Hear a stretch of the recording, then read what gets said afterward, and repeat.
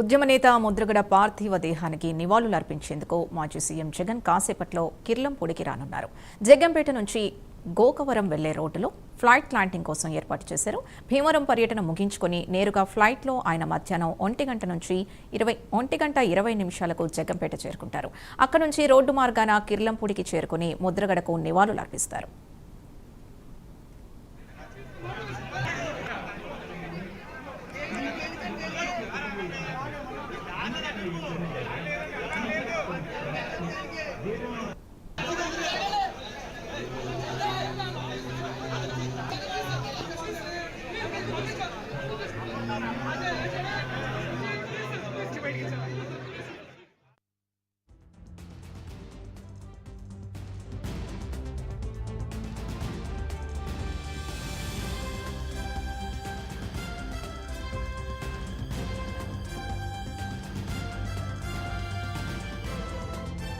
ముద్రగడ పద్మనాభం గారు మరణించడం చాలా బాధాకరం.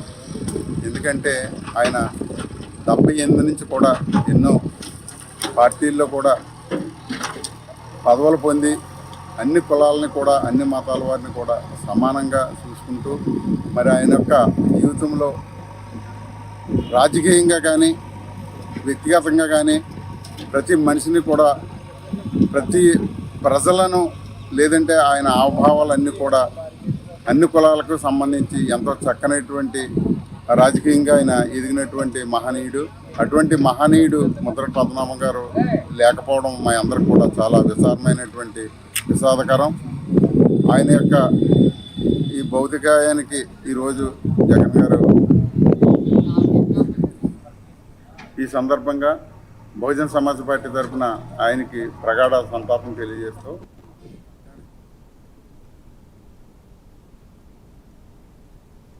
ఉద్యమ నేత మాజీ మంత్రి ముద్రగడ పద్మనాభంకి అధికారిక లాంఛనాలతో అంత్యక్రియలు నిర్వహించనున్నారు. ఈ మేరకు ఏపీ ప్రభుత్వం కీలక నిర్ణయం తీసుకుంది. మరోవైపు కాకినాడ జిల్లా కిర్లంపూడిలోని నివాసంలో పలువురు ప్రముఖులు అభిమానులు ముద్రగడ పద్మనాభం పార్థివ దేహానికి నివాళులర్పిస్తున్నారు. ఇప్పటికే CM Chandrababu, deputy CM Pawan Kalyan Mudragada మృతిపై దిగ్భ్రాంతి వ్యక్తం చేస్తూ ఆయన కుటుంబ సభ్యులకు ప్రగాఢ సానుభూతి తెలిపారు. వైసీపీ అధినేత వైఎస్ జగన్ ఇవాళ కిర్లంపూడికొచ్చి ముద్రగడ భౌతిక కాయానికి నివాళులర్పించనున్నారు.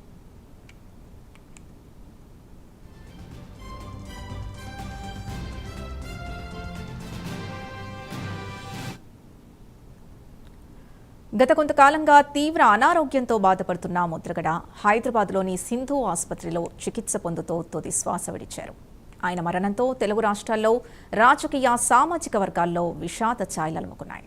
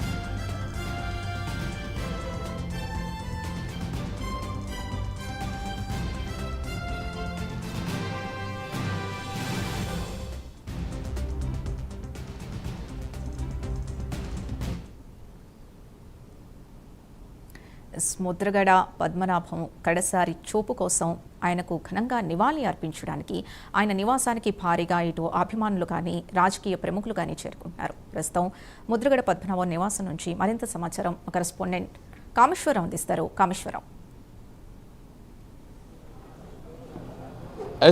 సింధు ముద్రగడ్ని కడసారిగా చూసేందుకైతే మొత్తం నాయకులు పార్టీలకు అతీతంగా వస్తున్నారు. ఈ నేపథ్యంలోనే మనతో పాటు కాపు కార్పొరేషన్ మాజీ చైర్మన్ అడపా శేష్ కూడా ముద్రగడ్కి నివాళులు అర్పించారు. వారు మనతో పాటు ఉన్నారు.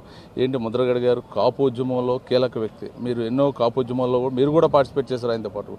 ఏంటి మీకు ఆయనకు ఉన్న అనుబంధం? ఆయన ఈ రాష్ట్రంలో ఎటువంటి లాభాపేక్ష లేకుండా కులానికే కానీ బీసీ బడుగు బలహీన వర్గాల పట్ల ఆయన చేసినటువంటి పోరాటం అసమంజసం. ఎందుకంటే ఆయన ఏదో దీన్ని అడ్డుపెట్టుకొని ఈ పోరాటం చేద్దామని, లేకపోతే ఈ ఒక రాజకీయాన్ని, ఒక పార్టీని, లేకపోతే కులాన్ని అడ్డుపెట్టుకొని ఎటువంటి పోరాటాలు చేసినటువంటి వ్యక్తి కాదు. నిస్వార్థంగా రాజకీయంగా పోరాటం చేసినటువంటి పోరాట పటిమ గల నాయకుడు ముద్రగడ పద్మనాభం గారు. అటువంటి నేత ఈరోజు ఉమ్మడి ఆంధ్ర రాష్ట్రాలు కోల్పోవటం చాలా దురదృష్టకరమైనటువంటి విషయం. ముఖ్యంగా కాపు కులానికి తీరని చేటుగా నేను భావిస్తా ఉన్నా. ఎందుకంటే కాపుల్ని బీసీలో చేర్చాలి అనే నినాదంతో ముద్రగడ పద్మనాభం గారు చేసినటువంటి అనేక పోరాటాలు కాపులకి కానీ ప్రభుత్వాలకు కానీ అప్పుడు ఉన్నటువంటి ప్రభుత్వాలకి వణుకు పుట్టించినటువంటి నేత ముద్రగడ పద్మనాభం గారు. అందుకనే ఆయన పేరే ఉద్యమకారుడు ముద్రగడ పద్మనాభం గారు అంటారు. అటువంటి వ్యక్తి ఎటువంటి ఆలోచన లేకుండా, మరి రాజకీయాల్లో ఉన్నటువంటి వ్యక్తులు కులం పేరు చెప్పుకోవడానికే భయపడేటువంటి పరిస్థితులు ఉన్నాయి. అటువంటి పరిస్థితుల్లో ఆయన 5 సార్లు ఎమ్మెల్యే చేసి, ఒకసారి ఎంపీగా చేసి, అటువంటి రాజకీయంగా ఎదుగుదల ఉన్నటువంటి నాయకుడు కూడా దేనికి బెదరకుండా, దేనికి ఎదరకుండా నేను ఈ కులంలో పుట్టాను, ఈ కులం కోసం పోరాడాలని పోరాడినటువంటి ఏకైక నాయకుడు ముద్రగడ పద్మనాభం గారు. ఆయన పోరాట పట్టిమ వల్లే ప్రభుత్వాలు కాపు కార్పొరేషన్లు పెట్టడం కానీ, నిధులు కేటాయించడం కానీ, విదేశీ విద్యకి పిల్లలు చదివించడం కానీ అనేక కార్యక్రమాలు రూపొందించినటువంటి రూపకర్త ముద్రగడ పద్మనాభం గారు. అటువంటి నేత ఈరోజు కోల్పోవటం చాలా దురదృష్టకరం. మరి ఆ కుటుంబానికి, ఆయనకి ప్రగాఢ సానుభూతిని తెలియజేస్తా ఉన్నా.